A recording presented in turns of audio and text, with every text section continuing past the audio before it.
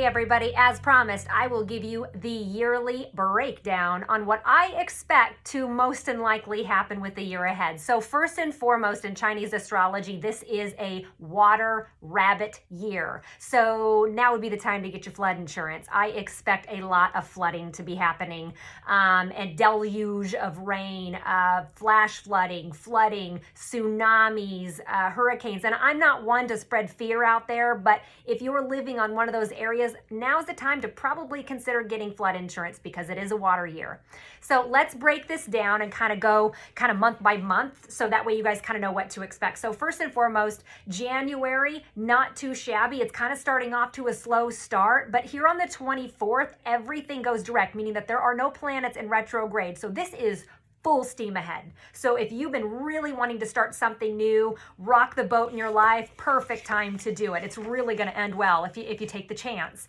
So February isn't too bad either, but it's very introspective. You really need to work on your shadow side, work on the triggers, figuring out the core issues of why you continue to do those things, and accept them, transmute them, fix them so you can move on. And then March rolls around. March is going to be tough.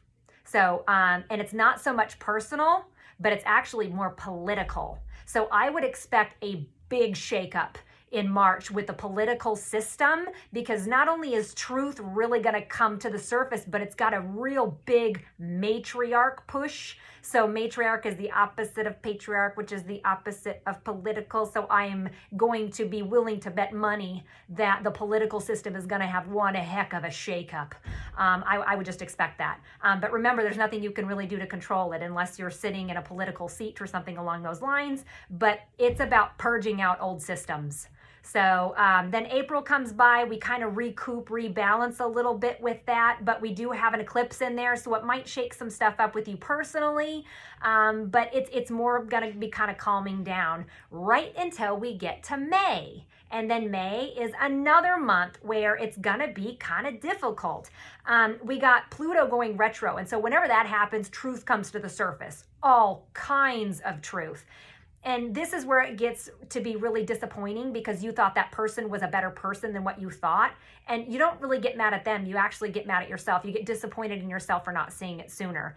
The other thing, there is a lunar eclipse and a full moon. And then when that happens, we're really trucking ahead a lot better at that point. So things start to kind of smooth out. But when Pluto goes retro, it's all about power and control again. So, but those truths might be coming out. So again, May, a little spicy. And then we get to June. June is a great month. If you're going to go on vacation, you're going to have some fun, let's plan it in June. June is an easy, nice month. I like June. So July, not too shabby either, but your spiritual connection is really going to skyrocket. So your intuition is going to skyrocket. Your psychic abilities are going to skyrocket. You might become more curious about spiritual connections and how to really improve that. August rolls by. That's not too bad. There's a little bit more like personal conflict, and the reason why is because we have 2 full moons that month, so it might be a little spicy in your personal world, but again, if you're speaking your truth, you're working on yourself, you should be okay. September, more truth to the surface. So this is another one of those where something might come out of left field that you're like, wow, I would have never thought you were that kind of a person. So that very well could happen in September, but I like September too, because not only does truth come to the surface, you're really going to learn something new about you. A lot of people in September may get kind of a hint or a good glimpse into what their purpose may be. So September is not too bad. And then October rolls around. October is another tough month, I'm not gonna lie. And this one is all about endings, beginnings. And a lot of it might be within money. So I would expect a lot of businesses to go out of business, a lot of partnerships to go dissolve, and it's all about money. But this is also when partnerships can come together too. So it's all about endings and beginnings on all fronts, but especially with business or money.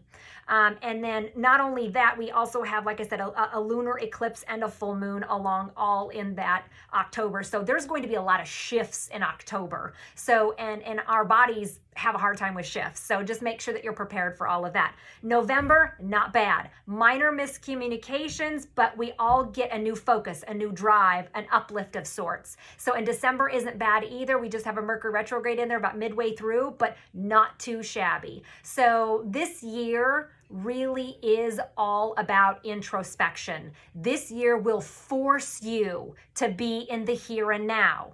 So being in the here and now is where you need to be. That's where you find peace, because having depression is living in the past. Having anxiety is worried about the future. Being in the here and now is really where you need to be, and that's where you find peace. So this year will really help you to be more in that here and now. So like I said, not too bad of a year ahead, guys. There's just going to be a lot of breakups, shakeups, but a lot of new beginnings, and a lot of spiritual development and good things to look forward to. So, but it is going to be kind of a tougher year, but all in all, not too bad, guys. All right, hang in there. Take care. We'll talk to you soon.